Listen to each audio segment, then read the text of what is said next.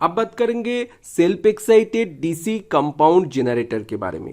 Self excited DC compound generator is the combination of series and shunt self excited DC generator. मतलब क्या है, DC shunt and series generator का combination ही है self excited DC compound generator.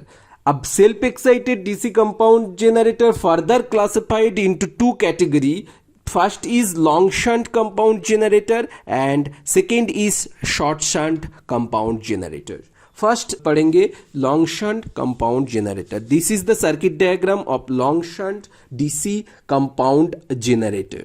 So यहाँ पे देख लो, यहाँ पे जो आर्मेचर वाइंडिंग है उसके साथ सीरीज में भी एक रेजिस्टेंस कनेक्ट किया, सीरीज रेजिस्टेंस एंड आर्मेचर के पैरेलल में एक शंट रेजिस्टेंस कनेक्ट किया, तो that's why it's called long shunt. This is the circuit diagram of long shunt compound generator.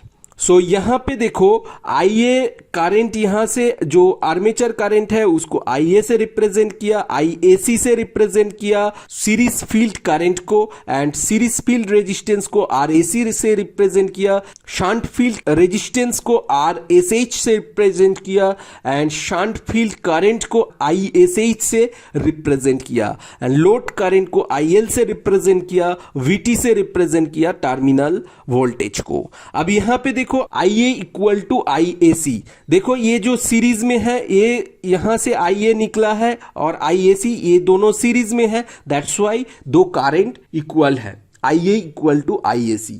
अब यहां पे IA इक्वल टू IAC मुझे मिल गया। इस नोड में अगर KCL अप्लाई करेंगे, मान लो ये नोड D नोड है, तो यहां पे KCL अप्लाई करेंगे तो क्या होगा, इस नोड में एंट्री कर रहा है IAC एंड एग्जिट कर रहा है IL एंड ISH। सो यहां पे IAC इक्वल टू होगा ISH प्लस IL, मतलब IA इक्वल टू हो जाएगा ISH प्लस IL, जो कि यहां पे मैंने लिखा सेकेंड इक्वेशंस में।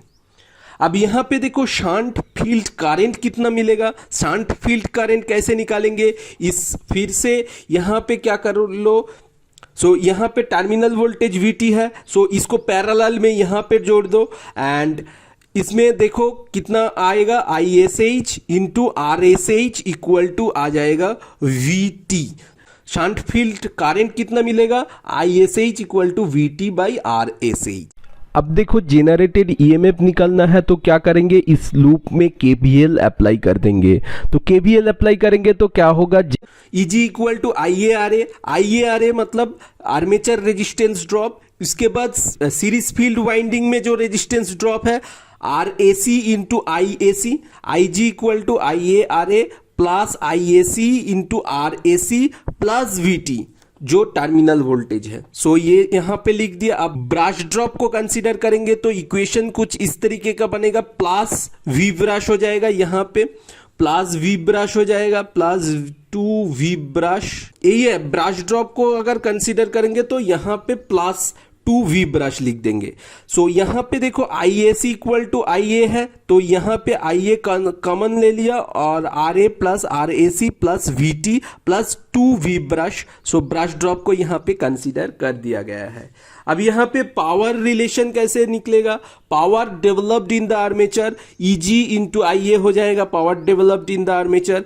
Power delivered to the load कितना होगा, VT इंटू IL होगा। So power delivered to the load होगा VT into IL, power delivered to the load होगा VT into IL। So this is the long shunt compound generator.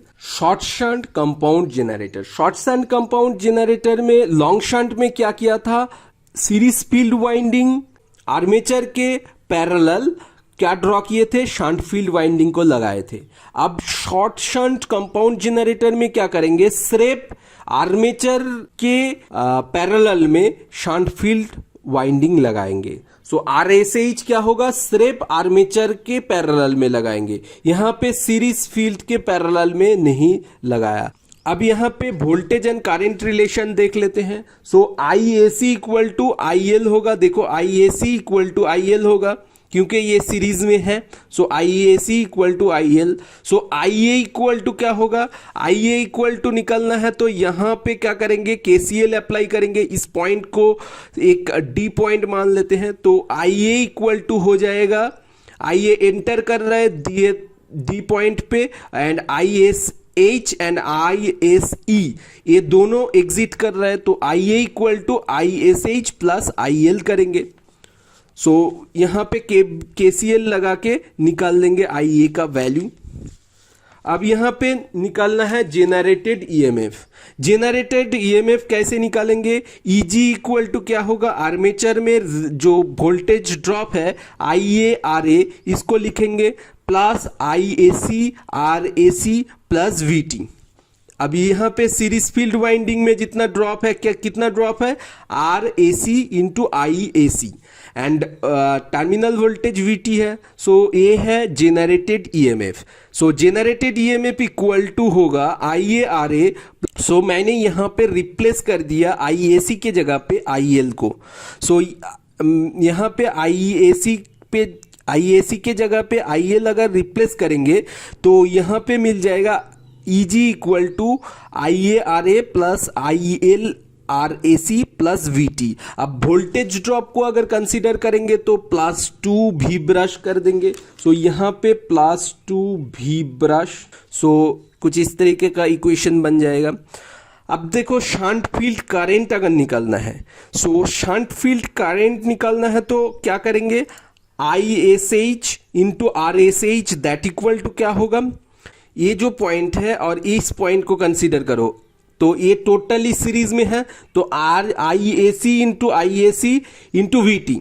सो यहाँ पे shunt field current निकालेंगे तो कैसे निकालेंगे, ISH into RSH equal to RAC into IAC plus VT।